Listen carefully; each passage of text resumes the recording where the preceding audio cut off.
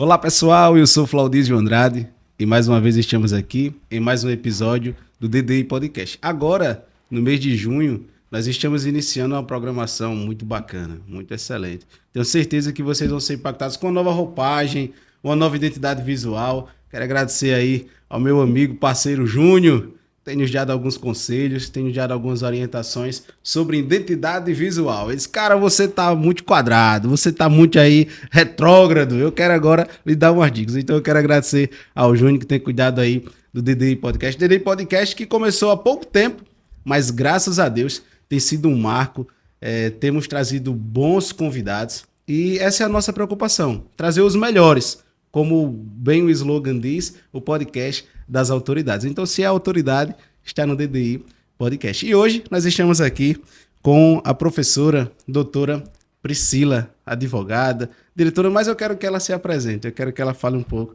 da sua história. Professora Priscila, seja bem-vinda. Obrigada, Claudice. É uma honra estar aqui no DDI Podcast. É a primeira vez que eu estou num podcast, então estou inaugurando. De fato, é uma honra. Por ser você também é especial, né? Que bom. Quem é a Priscila? Eita. Bom, em formação, eu sou formada na área jurídica, sou advogada, formada em Direito pelo SESMAC, pós-graduada também. Sou advogada, não atuo muito na advocacia porque fui abraçada e tomada completamente pela academia.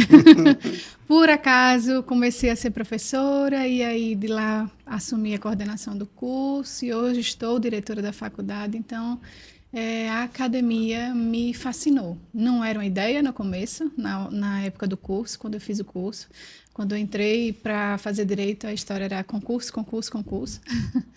E aí, mas me encontrei na academia como professora, como gestora também. Gosto muito daquele mundo e é isso. Profissionalmente, eu me identifiquei. Qual foi a influência da senhora para ingressar pela área jurídica? Então, meu pai é advogado, minha mãe é advogada, meu esposo é advogado. Eita, família de advogados. Família Abraço à família da professora Priscila. Assim, primeiro eu gostaria de fazer, estava com o pensamento de fazer o vestibular na época de arquitetura. E aí, mas eu acho que eu fui sendo encantada pelo mundo do direito em casa, por ver o trabalho dos meus pais. E aí eu fui me encantando e me interessando. E aí veio o SESMAC para cá com o curso de Direito em Arapiraca, então eu não precisava me mudar para Maceió para poder fazer o nível superior. E aí eu vi uma oportunidade de ter alguém, né, que meu pai e minha mãe já tinham uma estrada dentro da área jurídica, da carreira jurídica. Então, para mim, me pareceu algo mais... assim, me fascinou também, me encantou também, então era como se tivesse um meio caminho andado ali, né? Então eu fui. Ainda fiquei muito pensando na história da arquitetura, tal, mas de fato acho que a academia me fascinou de uma forma assim bem especial, estar na faculdade. A gente bateu um papo recentemente aqui com a senhora Nena, dona Nena, do supermercado 15, e desde já eu quero mandar um abraço para toda a família que compõe o Supermercado 15 e a família da Dona Nena também. Querendo ou não, na nossa sociedade, hoje, graças a Deus, as mulheres elas têm conquistado seu espaço. Nós temos um aparato de leis que corroboram para isso. Entretanto, mesmo com tantas coisas boas acontecendo, ainda vivemos numa sociedade um tanto quanto machista. E hoje está melhor, mas na época que a senhora ingressou, na época que a senhora iniciou, quais foram as adversidades, as lutas na advocacia feminina? Então, muitas, né? Até hoje. Até hoje. Primeiro, quando eu ainda era estudante, eu fui ser estagiária lá numa das varas do fórum, né? Que era a vara do Dr. Orlando, hoje ele é desembargador, Orlando Rocha. Sim. E enquanto estagiária, a partir dali, eu já fui começando a entender como funcionava ali o processo, o andamento do processo, como lidar com os advogados e aquele trâmite do outro lado, porque até então eu vivenciava com meu pai como advogado. E aí eu fui entendendo o seguinte, quando o doutor Orlando, fui assessora dele, E quando o doutor Orlando foi a Maceió, ali eu disse, eu vou ser agora, vou abrir meu escritório, vou ser advogada e vou me dedicar a isto. Mas aí eu pensei, casada, pensei, e os meus filhos? A vida de advogado toma um tempo danado, né? Então, eu já tinha entrado na faculdade como professora, já estava, assim, em uma situação que estava legal mais tranquila para ter filhos. Se eu fosse advogar, na minha percepção, à época, eu iria tomar muito tempo no trabalho e não ia me dedicar à maternidade. Eu não queria isso. E à época, esse pensamento de qualquer forma, vem de um mundo machista, porque assim, a dedicação para os filhos não é só minha, não deveria ser só da mãe. E hoje não é. Meu marido, a gente divide ele de fato é um pai que a gente divide as tarefas todas, cada um trabalha fora, cada um trabalha dentro de casa, mas naquela época não era. A gente foi crescendo e amadurecendo nesse sentido também. Então, uma das adversidades era a dedicação do meu tempo. Tem aquela história que a gente já ouviu falar muito, a mulher ela não saiu para trabalhar fora de casa e deixou outras atividades, ela acumulou atividades. Pois bem, comigo foi assim também no começo. Então, foi uma das adversidades. Entre outras tantas que eu enfrento até hoje é a credibilidade que não se tem de imediato em determinados ambientes. O ambiente que eu tenho, que eu trabalho é muito a área jurídica, né? Ele é muito masculino, os postos de poder das autoridades é muito masculino ainda, então a gente precisa ir um pouquinho mais de conscientização dessa realidade, um pouco mais de engajamento, um pouco mais de união, para poder... e a conscientização, eu falo, não é nem só da mulher, mas eu acho que da sociedade como um todo, né? Do público feminino e do público masculino também, para poder entender que esse espaço precisa ser ocupado também por mulher. Para a gente chegar naquela história do quem chegou lá por mérito, tem oportunidades, tanto um como o outro, mas chegou o homem, a gente precisa voltar aí um pouquinho na história e entender esse caminho, né? Todos os dois tiveram as mesmas oportunidades, os dois, o homem e a mulher, se dedicaram apenas ao estudo, ou apenas ao trabalho, ou tiveram outras atividades atribuídas à mulher a mais. Aí não é justo, né, dizer que as portas estão abertas para os dois e chega quem tem o mérito, que alcança esse mérito. Enfim. A senhora hoje é diretora da Faculdade SESMAC do Agreste. Tem quanto tempo a Faculdade SESMAC do Agreste em Arapiraca? Eita, temos... O SESMAC em Arapiraca veio em 93, formou uma turma de Direito, formou turma de Ciências Contábeis, encerrou essa turma. Depois ele retornou em 2002. De lá para cá, ele permanece. E a gente se transformou, era só uma extensão do curso de Direito de Maceió. E aí, em 2012, a gente migrou para o Sistema Federal de Ensino, que foi obrigatório, não há mais possibilidade de ter uma extensão de curso em outro município. E aí a gente se transformou em faculdade, em 2012. Enquanto Faculdade SESMAC do Agreste, desde 2012. Mas o SESMAC está aqui desde 2002. E a senhora é diretora desde quanto tempo? 2012. 2012? Que coisa Eu boa! acompanhei essa evolução. Todo o processo, desde o início. Vivi essa história. O que mudou do início do SESMAC para 2024, SESMAC do Agreste? Então, o início do SESMAC eu era aluna. Então, essa condição, eu falo como aluna. A gente mudou, acho que foi mudando, o SESMAC foi acompanhando essa mudança, sabe, assim, que acho que aconteceu de uma forma geral. O nosso curso, antigamente, os professores eram mais as autoridades. Era o juiz, era o promotor, era o delegado. Então, era isso que encantava e ainda encanta o nosso aluno, né? Porque é uma referência, é uma pessoa que é um exemplo para aquele aluno se dedicar a estudar a área que ele quer. Mas aí as exigências do Ministério da Educação foram mudando, acompanhando a exigência do mercado de trabalho, naturalmente, e a qualidade que o curso precisava oferecer. Então, a gente foi mudando no seguinte sentido: aquele professor que é um juiz, que é um promotor de justiça, ele precisa ser também professor. Então, ele precisa se dedicar a essa função. Foi se exigindo a pós-graduação. Quem não tinha pós-graduação não podia mais permanecer em sala de aula. foi se exigindo a didática em sala de aula, e aí chegou um tempo em que era mais importante a didática do que esse posto externo, né, na carreira jurídica. E aí foi um processo que, assim, a gente ainda passa por ele, de valorização do professor enquanto professor. Esse professor, ele acrescenta bastante no curso. Hoje o SESMAC ele tem, além do direito, outro curso. Isso. Qual é o curso? Psicologia. Como a é, gente está com a como primeira é que surgiu turma. aí essa ideia do direito para psicologia? Uhum. É a luta, né? Essa história aí.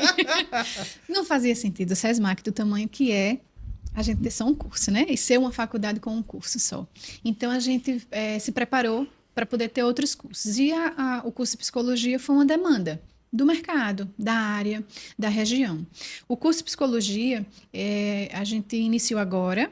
Essa foi a primeira turma, a gente está aí chegando no fim do semestre da primeira turma. Foi uma luta, mas foi uma vitória assim, muito, muito prazerosa do grupo que trabalhou por ele, sabe? Porque é uma luta antiga, desde de quando a gente estava lá no Colégio Bom Conselho, a gente luta pelo curso de psicologia. Além do curso de psicologia, a faculdade já deu entrada no MEC, já protocolou com o pedido do curso de abertura para fisioterapia e enfermagem. Que bacana. Porque nós estamos aí caminhando para uma dedicação para a área da saúde. Sim. A região está pedindo isso. Sim. Então, o SESMAC precisa se dedicar a formar esses profissionais com a qualidade que já emprega com o curso de Direito. Curso de Direito, a gente passou por uma avaliação do MEC recentemente, tirou nota máxima. Um orgulho danado, porque isso reflete até em mim, que me formei lá atrás, né, nas primeiras turmas, e vai refletir nos próximos que estão sendo formados em qualquer curso que apareça. Então, assim, é uma luta diária, mas essas vitórias nos deixam assim, animadas, né? Porque a gente está contribuindo com a sociedade. A senhora é advogada, professora, é mãe, é esposa, tem uma vida, tem um cotidiano, uma luta, uma labuta. Mas eu até fiz essa pergunta para o professor Rosmar. Estive com ele gravando e ele sempre é encantador. E eu fiz a pergunta a ele, eu costumo fazer alguns convidados também, mas ele foi especial, a fala dele. E eu queria também externar para a senhora como é que a senhora lida com as críticas. Porque existem pessoas que elas louvam o bom resultado. Em contrapartida, existe uma gama de pessoas que não se sentem bem quando as pessoas começam a fazer sucesso. Eu acho que você não receber a crítica ou não saber recebê-la não é um bom sinal, porque é muito arriscado você se colocar lá naquele canto do sucesso ou do louvor e achar que ele é imutável, né? Que está lá, alguma coisa está errada. Acho que a crítica ela constrói você, ela lhe dá um sinal de onde você precisa melhorar, e a gente precisa melhorar sempre. A gente precisa crescer, não tem como você alcançar essa perfeição que a gente vive, inclusive nas redes sociais, né? Sim. Um mundo aí bem irreal, que não é construído realmente cheio de felicidade, de realizações plenas. A crítica, eu acho que ajuda a gente a botar o pé no chão, e se você enxerga isso e você entende aquela crítica, que você observa o que está sendo criticado, tem mais chance de você evoluir, de você crescer. Qual o conselho que a senhora daria ao jovem que está se formando no SESMAC e pretende ingressar na carreira jurídica como advogado? Estude. A gente tem muito bacharel em direito, né? A gente são muitas faculdades, muitas universidades que entregam bacharéis em direito ao mercado de trabalho, mas há espaço para aquele que se qualifica. Não se conforme apenas com a graduação, não se conforme apenas com o que você viu na faculdade. A faculdade ela é generalista. São 5 anos, parece muito, mas não é. O direito é um mundo, aí é todo tipo de relação que nós temos com o mundo. Então, a faculdade ela dá uma formação geral. Não é suficiente. Se você identificar dentro da faculdade, no percurso da faculdade, qual a área que você quer, melhor ainda, porque aí você já vai se dedicando ali. Se você acha que quer um concurso, então você já vai se preparando para aquele concurso. Mas para a advocacia, engana-se em achar, quem acha que não precisa de uma mesma dedicação, de uma mesma preparação de estudo como de um concurso público. Ela só é diferente, mas a qualificação para a advocacia ela é necessária. A gente pode ver aí os advogados que têm destaque, eles são qualificados. E existe aquela falsa ilusão de que até o professor Daniel estava aqui, presidente da OAB, na atual gestão, e ele falava sobre tem muita gente que diz, eu vou me formar, vou ser advogado, galgar a promotoria e após a magistratura. E ele, no juramento da ordem, ele sempre diz, quem sabe você pode ser um juiz, um promotor, e se você estudar e for capacitado, se tornar um grande advogado. E porque, infelizmente, a sociedade ela vê como hierarquia advogado, promotor e juiz, onde não há essa hierarquia. Isso. Aí eu volto quando a gente estava falando do perfil do professor dentro da universidade. Isso existe desde a faculdade. Desde a faculdade. Há essa percepção ou uma noção de que há uma hierarquia, de que é melhor quem é uma função ou outra, um concurso ou outro. Quando eu entrei, por exemplo, na faculdade, a minha ideia era ser juíza federal.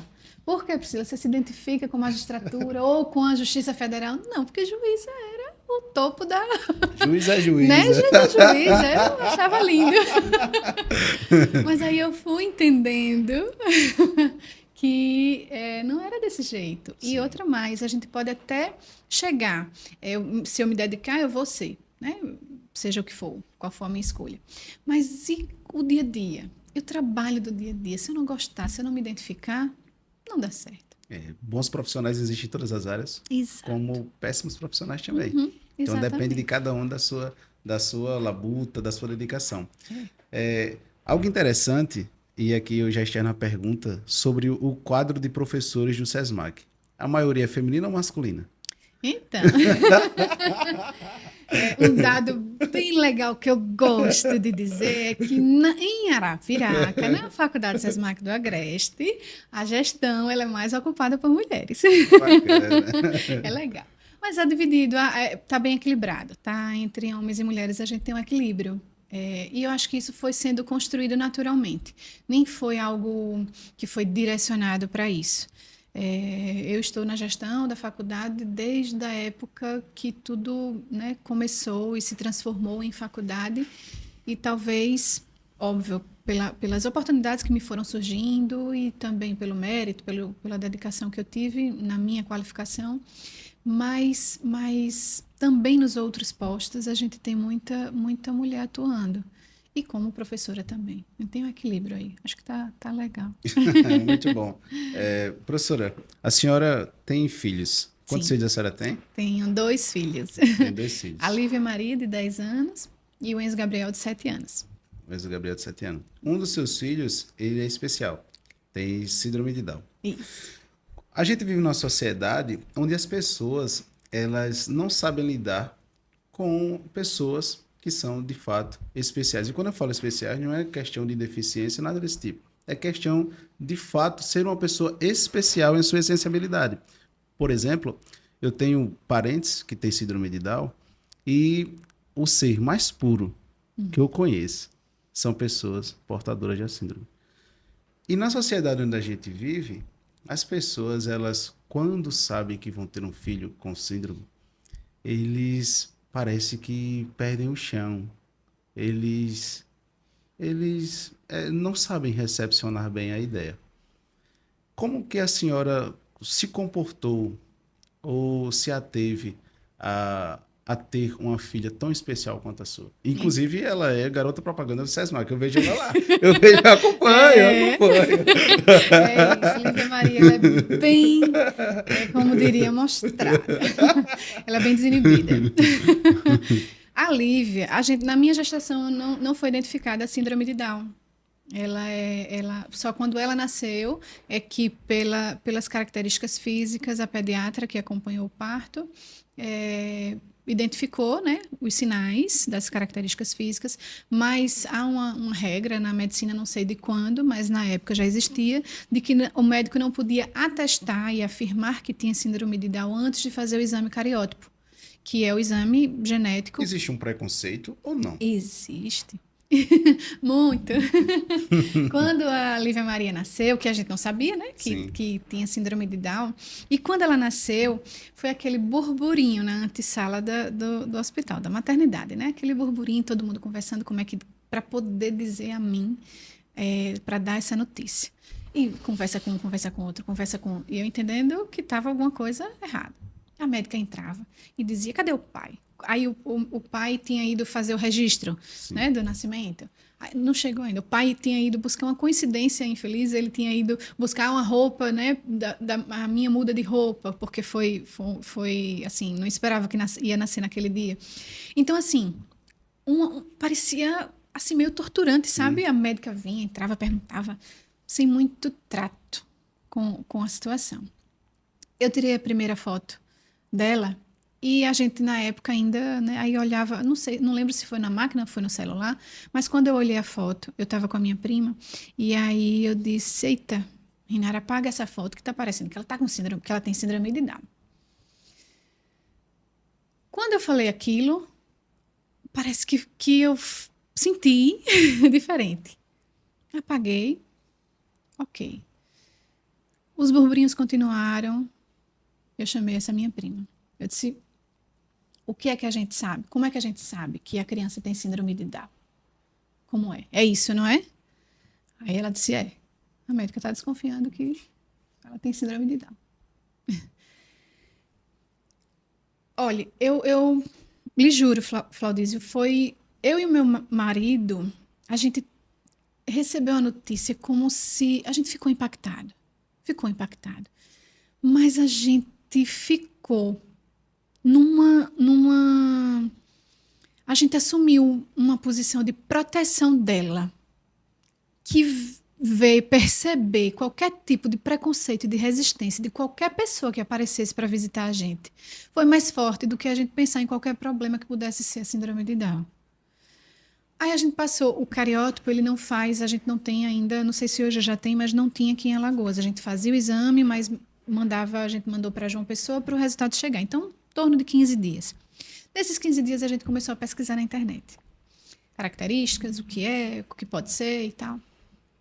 E aí a gente chegou uma noite, olhou um para o outro e disse, vamos pesquisar, mas não. Só tem notícia ruim. É má formação de órgão, é deficiência disso, e não pode isso, e vai atrasar nisso, e deficiência. Tanta coisa ruim como característica apontada na internet. A gente disse assim, é nossa primeira filha. A gente não tem com quem comparar. Não tem outro parâmetro. Vamos viver no tempo dela e pronto. Foi isso que a gente decidiu. Chegou o cariótipo, confirmou. A partir daí foi-se investigar a formação dos órgãos, porque como não foi identificada na gestação, essa investigação de formação não foi feita na gestação, né? Foi feito os exames que são comuns.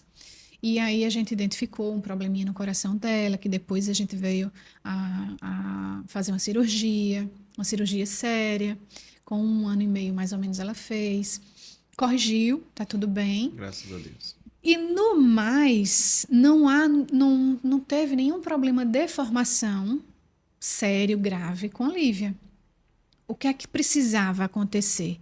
E aí eu tive pessoas ao meu lado que me estimularam a começar a estimulação precoce, que é o período de 2 a 3 anos da criança. Nasceu, já deve começar a estimulação precoce, para quem tem síndrome de Down. Eu digo que é uma agenda cheia, já nasce com a agenda cheia. É fisioterapeuta, fonoaudiólogo, é terapeuta ocupacional, é tanto profissional que acompanha nessa estimulação precoce. Mas é na tentativa não, que eles conseguem, a gente consegue, de reduzir essa diferença de tempo. Então, a Lívia demora mais para andar, a Lívia demora mais para falar, de uma forma mais, né, que a gente consiga entender. A Lívia demora mais algumas coisas. Então, vamos correr para que essa estimulação aconteça logo e esse tempo seja reduzido de diferença. E essa é a luta dela até hoje. Então, assim, a Silvani, uma amiga minha, hoje ela é médica, ela já era médica, estava na formação dela. Ela quase que se mudou lá para casa quando a Lívia nasceu. Disse, você precisa começar logo. Você precisa começar logo. Então, vamos começar. Eu digo, começar como? Fazer o quê? Fonoaudióloga vai fazer o quê com a Lívia Maria, se ela não fala? Aí fui para Pestalozzi, foi o primeiro lugar. Fui com a Fabiana, na época, que é prima do meu compadre, que é padrinho da Lívia Maria, o Júnior, ele é fisioterapeuta.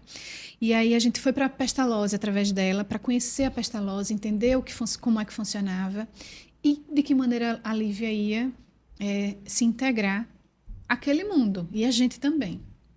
E aí foi assim, eu tive muitas pessoas que nos abraçaram de uma maneira muito afetuosa e deixou as coisas acontecerem de uma maneira mais, assim, bem amorosa. Então, não houve dor nesse sentido.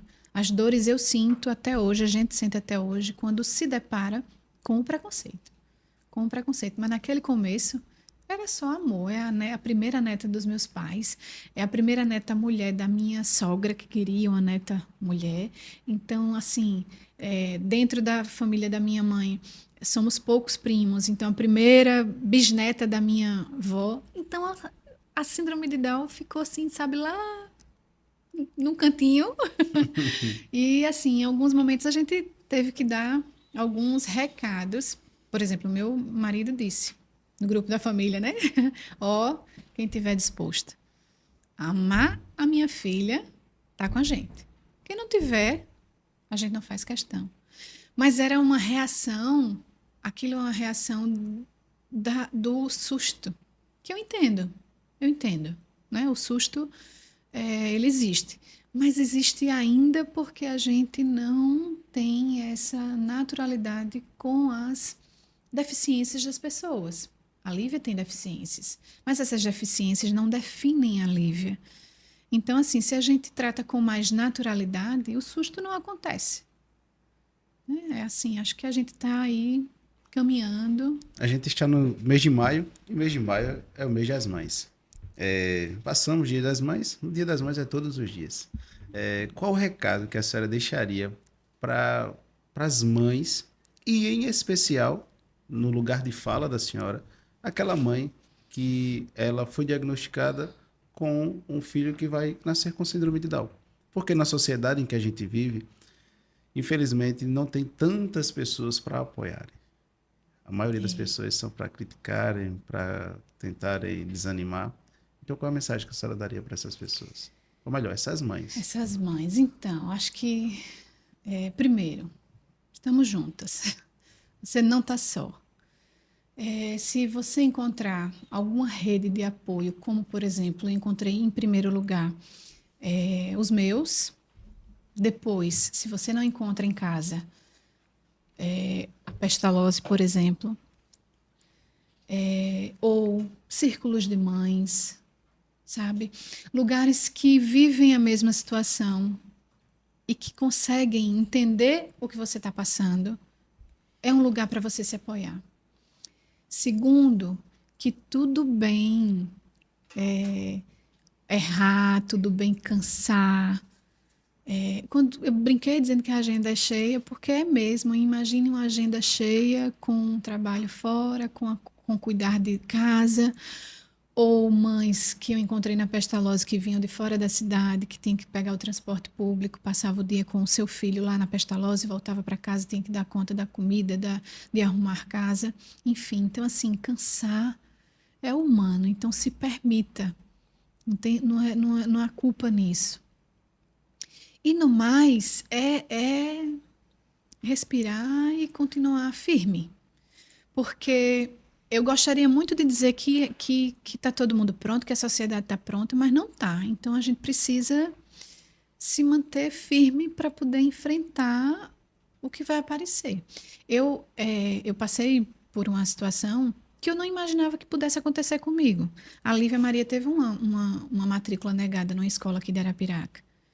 E eu ainda vivi aquela fase de que a Lívia Maria era a sensação da minha vida e a sensação da vida de todo mundo.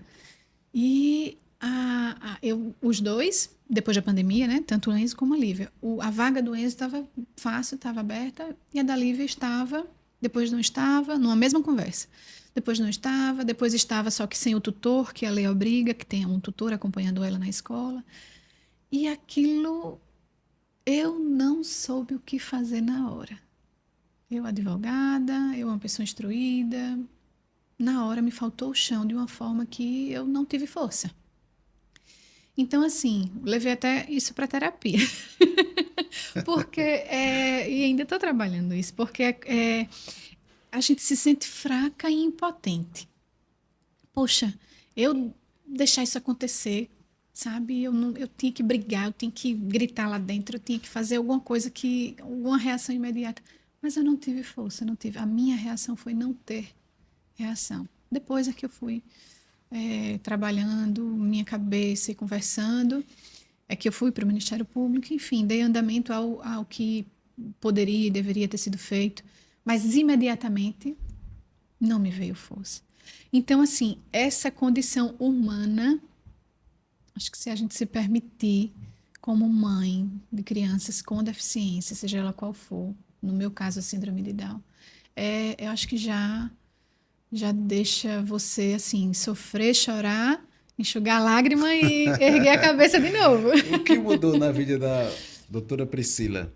Antes de ser mãe e depois de ser mãe? Parece uma pergunta boba, mas eu quero ouvir da senhora. Tudo, tudo. Meu Deus. Antes de ser mãe, eu era tipo, sabe? Tipo Fábio Júnior, nem por você, nem por ninguém. Eu me desfaço dos meus 20 e poucos anos. Eu queria viajar o mundo todo, eu queria conhecer, sei lá, viajar bastante, eu queria explorar mais o mundo, fisicamente, inclusive, né? Então, quando eu fui mãe, isso já me freou um pouquinho, porque a gente coloca os dois como uma prioridade e as coisas precisam se adequar a isto. Mas como pessoa, eu acho que é muito clichê, mas é verdade. A gente enxerga o mundo completamente diferente. Completamente diferente. A gente começa a identificar o que é que é importante enquanto ser e não enquanto ter. Aí o ter fica pequeno. E esse ser que a gente quer construir como exemplo para o seu filho, ou como uma orientação, como a ideia de que de um ser humano assim, sabe, digno, um ser humano com a percepção e a compreensão de que ele é humano, de que ele precisa respeitar o outro, de que há limites, enfim, limites que eu falo assim, limite no outro, né, de respeito, mas que também de não ter limite de buscar o que se quer, os seus sonhos, enfim, a gente muda de uma forma, acho que, não digo 360 que a gente volta para o mesmo Sim, lugar, mas 180 pode ter certeza que sim. E quando a senhora fala em pensar mais no outro, principalmente naquele que, no caso dos filhos, ficam em casa, né? Às vezes a reação que a gente tomaria antes de ter um filho, depois de ter um filho, a gente pensa, será que essa reação seria legal? E, Exatamente. e às vezes a gente, por exemplo, vê, principalmente aqui, mudando um pouco o nicho, no trânsito. Eu vi uma campanha da prefeitura, e um abraço para a prefeitura de Arapiraca, que também é nossa patrocinadora, juntamente com a Secretaria de Esporte, falando sobre o trânsito. E muitas brigas, muitas discussões acontecem.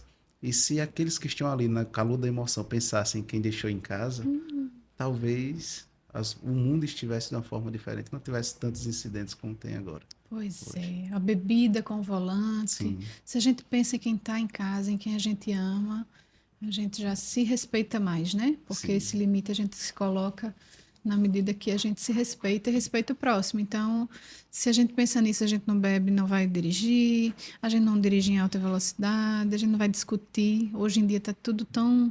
Os ânimos estão tão Sim, acirrados que a gente não sabe nem se aquela discussão vai morrer ali, né? Não, foi só um dissabor, uma discussãozinha verbal ali e pronto. Não é. Tá todo mundo muito. professora, a senhora tem dois filhos, tem uma vida na advocacia, uma vida como professora, como diretora, e eu sempre faço essa pergunta a todos os convidados. E eu queria ouvir da senhora. Na maioria das vezes as mulheres não gostam de dizer as idades, né? Não precisa. Sem problema. Esse problema eu não tenho ainda. Não? Aí hoje a Não. senhora está com quantos anos? Acabei de fazer 40 anos, Eita! uma jovem. Que bacana, Ai, que de bacana. verdade, Flaudice, de verdade mesmo. Muito sinceramente, não tenho problemas com a minha idade, nem com informar a minha idade. Eu vim, assim, me construindo de uma maneira, e aí muito disso eu atribuo à psicanálise, que eu faço análise, né? E essa construção, essa descoberta, essa busca desse meu eu, de me entender e ser melhor para mim e para os outros, me deixa tranquila nesse lugar, sabe? Com relação à idade. Eu acho que eu sou muito melhor agora do que o que eu era antes. Então, Bacana, isso é bacana. Se legal. a senhora pudesse olhar para Priscila de 18 anos, hoje com 40 anos de idade, o que é que a senhora diria para a Priscila de 18 anos de idade? Sentasse mesmo na mesma mesa, o que a senhora diria para ela? Ai, saia mais, sabe? Faça mais. Pode ir sem medo de errar. Erre mais, pronto. Erre mais. Eu acho que essa era a frase. Se arrisque mais. Não tem problema não. As coisas vão se ajustar. A gente só vive uma vez, né? É. Só vive uma vez. E o que é a vida para a professora Priscila? Ai, acho que a vida. Acho que a vida não é uma coisa só. Acho que a vida é amor, a vida é se entender como uma pessoa, como parte de uma sociedade, é entender as relações de uma maneira humana, acho que é perceber o amor. A vida também é fé, no meu caso, né, para mim. Acho que a vida é alegria, é uma busca de realização a todo instante. A vida também é erro, muito erro para poder a gente aprender e aí viver melhor. Acho que é uma busca aí por uma felicidade que não significa que seja o final, mas que essa busca, esse processo, ele é muito prazeroso. Se você se permite amar, se você se permite perceber, ser amado, nas diversas esferas, né? Como mãe, no meu caso, como mãe, como esposa, como filha, como amiga. Acho que é isso. Bacana. Qual é a relação da senhora com Deus? Com Deus. Eu tenho muita fé em Deus. Às vezes, às vezes, olha, sempre, é Ele quem está ali me segurando. Mas eu digo às vezes porque quando aperta mais um pouquinho, a gente parece que só tem Ele, né? E Ele levanta a gente, enfim, é Ele quem me sustenta.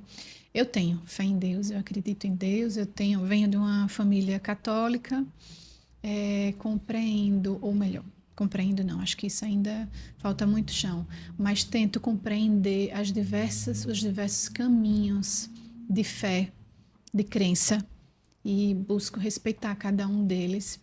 E acho que Deus, enquanto bem, fazer o bem e de fato exercer esse bem, é nele que eu confio, é nele que eu me sustento. O respeito, eu acho que ele faz parte e há necessidade, né?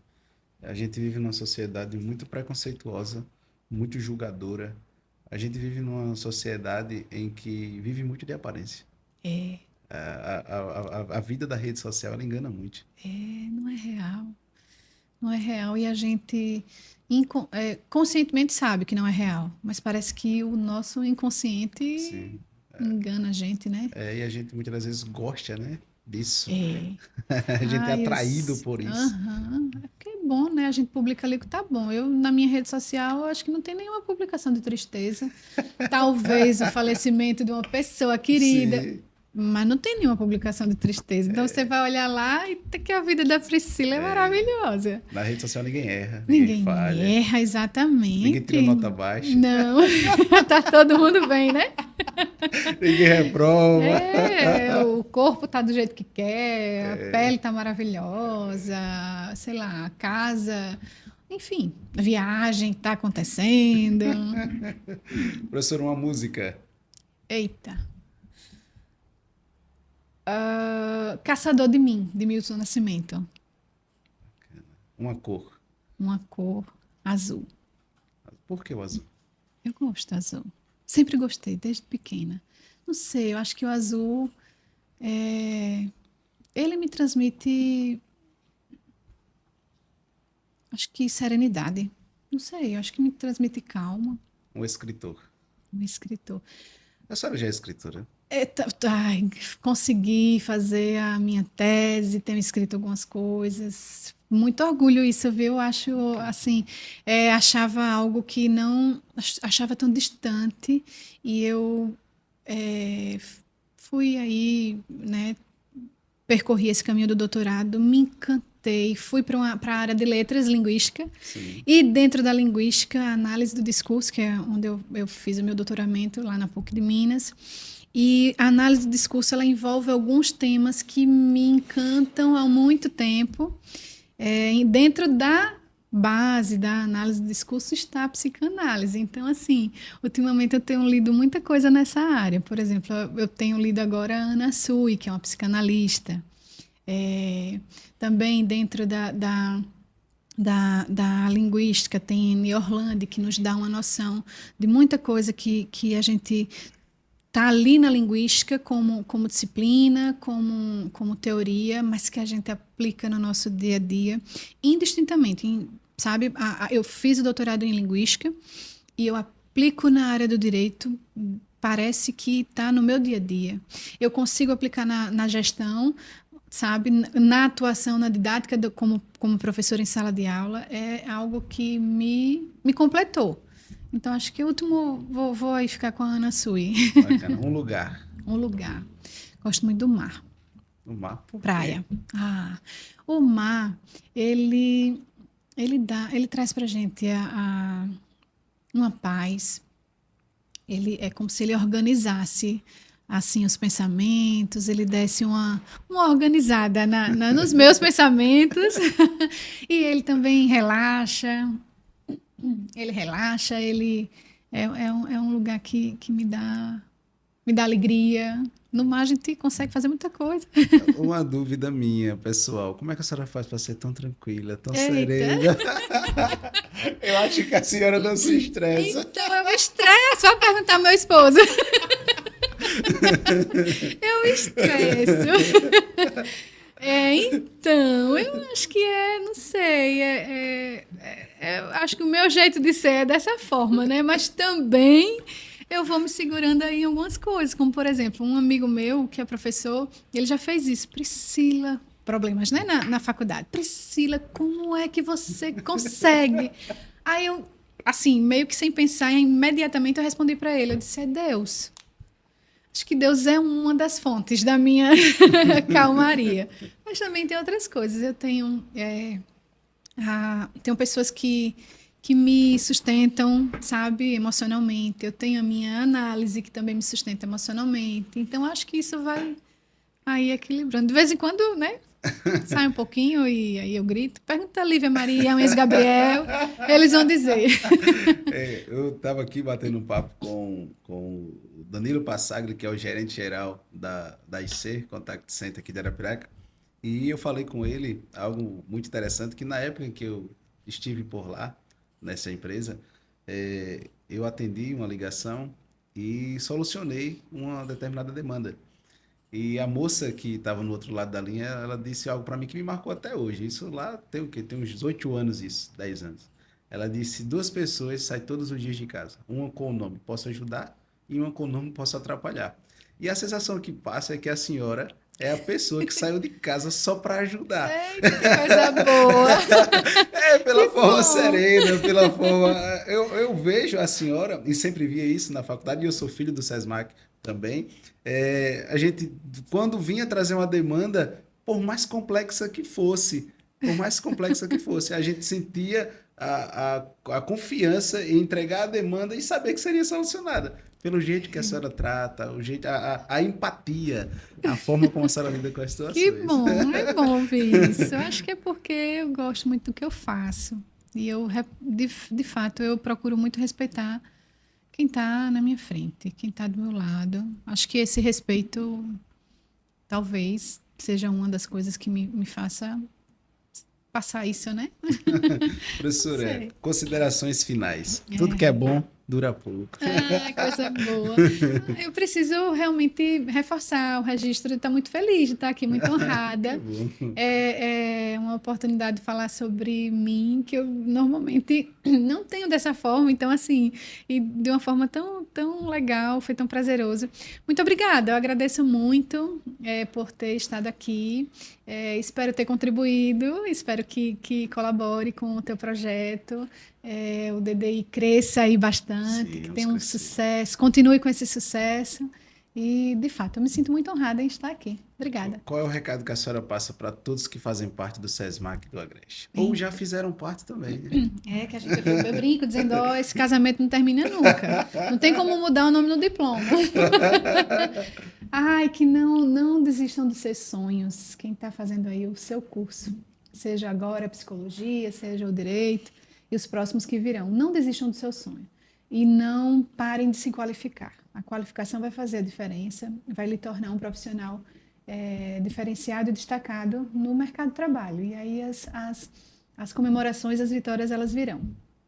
Muito bom, muito bom. Pessoal, quero agradecer a você que está nos assistindo, quero agradecer a você que faz parte deste projeto, você que é o nosso patrocinador, você que tem interesse em ser um dos nossos patrocinadores, apoiadores desse projeto. Queremos agradecer a vocês. Se não fosse vocês, nada disso seria possível. Se inscreva no canal, compartilhe, comente, divulgue para que mais vidas sejam impactadas. Todos os convidados que nós trazemos até aqui, selecionamos a dedo, procuramos com o máximo de critério para que bons conteúdos sejam passados para vocês. De fato e de verdade, como eu bem ressaltei lá no início, é o podcast das autoridades pelo fato de trazer boas experiências, boas vivências e ser inspiração para a nossa sociedade como um todo. Então, muito obrigado, muito obrigado. Agora com a nova roupagem, vá acompanhando aí e vocês vão ver que o DDI Podcast tem preparado o melhor para vocês que nos assistem. Quero agradecer também o Estúdio Kcast. Estamos aqui gravando. O Estúdio Kcast faz parte e foi um divisor de águas nessa história. Nos recepcionou tão bem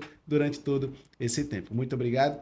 Papai do Céu abençoe cada um de vocês. Professora Priscila, meu muito obrigado. Eu que agradeço, de verdade. Obrigado a todos que fazem parte do SESMAC, todos que um dia fizeram parte do SESMAC e você que também tem interesse em cursar Direito, cursar Psicologia, entre em contato aí, vai lá, você vai ser muito bem recepcionado. Valeu, Jean. Valeu, pessoal. Valeu!